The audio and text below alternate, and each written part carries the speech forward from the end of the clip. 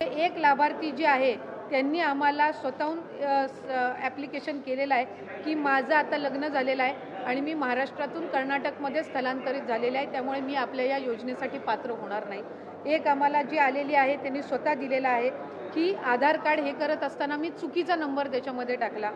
ही October महिन्यातली तक्रार आहे। एक दोन तक्रारी आमच्याकडे अशा आलेल्या आहेत की मला आता सरकारी नोकरी लागलेली आहे, त्याच्यामुळे मी या योजनेसाठी पात्र आता होत नाही। त्यामुळे आपण ज्या काही बाबी करत आहोत या कंप्लेंट बेस्ड आहेत, कुठेही सरसकट स्क्रुटिनी ही आपण करणार नाही आहोत, हे मला आपल्या माध्यमातून सर्व माता भगिनींना निश्चितपणाने सांगायचं। ते आम्ही साधारणपणे आज मी आणताना या प्राथमिक स्वरूपात आणलेल्या आहेत, पण याच्यापैकी डबल ॲप्लिकेशनच्या, स्थलांतरित झालेल्याच्या, उत्पन्नाच्या याच्यामध्ये वाढ झालेल्याच्या साधारणपणे 80-90% तक्रारी त्या पद्धतीच्या आहेत, म्हणजे ज्या आलेल्या आहेत त्यापैकी।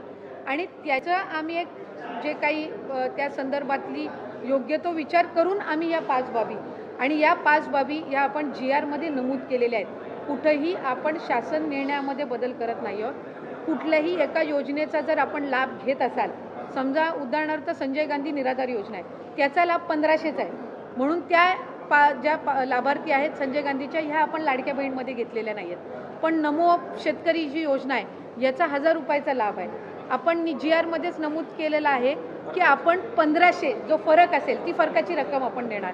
त्याच्यामुळे याच्यात आपण कुठेही GR मध्ये आपण बदल करत नाही।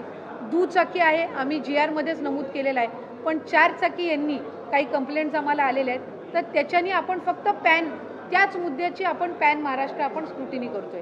आपण कुठेही विदाऊट कंप्लेंट आम्ही स्क्रुटिनी इनिशिएट करत नाही आहोत। त्याच्यामुळे मी स्पेसिफाय केलेलं आहे की या 5 बाबी इन्कम टॅक्स म्हणजे उत्पन्नामध्ये जर वाढ झालेली असेल, 2.5 लाखाच्या पलीकडे जर कुठल्या लाभार्थ्यांचं उत्पन्न गेलं असेल तर ते आता त्या योजनेसाठी लाभार्थी म्हणून पात्र नाही आहेत। जर दुचाकीच्या वर जर कोणाची वाहनं 4 चाकीची असतील ते पात्र नाही आहेत। जर ते इंटरस्टेट जर मॅरेजेस झालेले असतील तर ते आता त्याच्यासाठी पात्र नाही आहेत।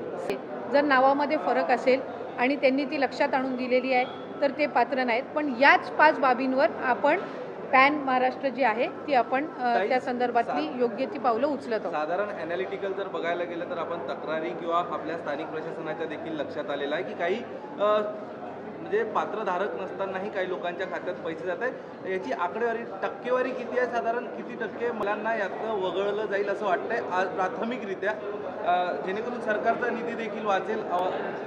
नाही, विषय याच्यामध्ये सरकारचा निधी वाचवणं नाही आहे, कारण आम्ही सुरुवातीच्या कालावधीपासूनच 2.5 कोटी लाभार्थी आपले असतील हे आम्ही विभाग म्हणून सुद्धा धरून चाललेलो होतो। जेव्हा बजेटनंतर सुद्धा 2.5 कोटी लाभार्थी हे साधारणपणे रफली मॅक्सिमम असतील, हा एक त्याच्यामुळे पैसे वाचवणं किंवा निधी वाचवणं हा विषय नाही आहे। याच्यामध्ये ज्या काही कंप्लेंट्स मधल्या कालावधीमध्ये आल्या आणि त्या फक्त स्थानिक प्रशासन किंवा तिथल्या यांच्याकडून आल्या नाहीत, तर वेगवेगळ्या माध्यमांकडून सुद्धा त्या आमच्याकडे येत होत्या।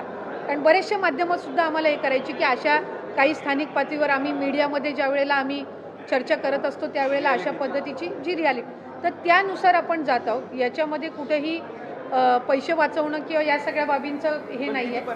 आम्ही आत्तापर्यंत